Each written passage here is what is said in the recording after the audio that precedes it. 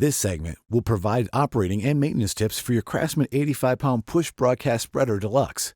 Make sure to read the information on the chemical package for directions and cautions on handling and applying. Always wear eye and hand protection when handling or applying lawn or garden chemicals. Never allow children to operate the spreader. Do not use powdered lawn chemicals. They do not give a satisfactory or consistent broadcast pattern. Estimate the size of the area to be covered and calculate the amount of material required. Set the adjustable stop according to the flow settings recommended on the application chart. Also refer to the instructions in the packaging for the material to be spread. Make sure the control lever is in the off position. Then, fill the hopper, breaking up any lumpy fertilizer. Start the spreader in motion and then pull the control lever to the on position.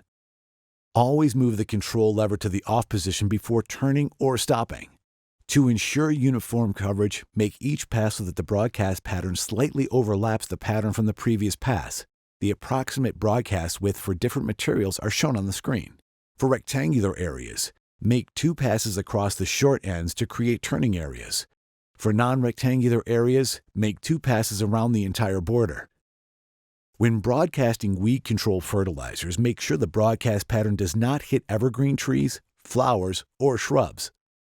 Empty the spreader after each use, storing the leftover material in its original bag. To maintain your spreader, oil the free spinning wheel once a year, or more often as needed.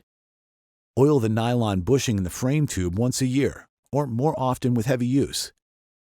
Apply a light coating of grease to the gears as needed. Before each use, thoroughly inspect your spreader for loose nuts, bolts, or other parts. Secure any loose parts before use. Make sure the tires are adequately inflated. Do not inflate beyond the maximum pressure printed on the tire. Overinflated tires can explode, causing serious injury. Use a hand pump to safely inflate the tires. Empty the spreader after each use, storing leftover materials in their original bag. Rinse the inside of the hopper and the exterior of the spreader and dry off before storing. Then store in a clean, dry area. Make sure to read the manual for other important safety, operation, and maintenance tips.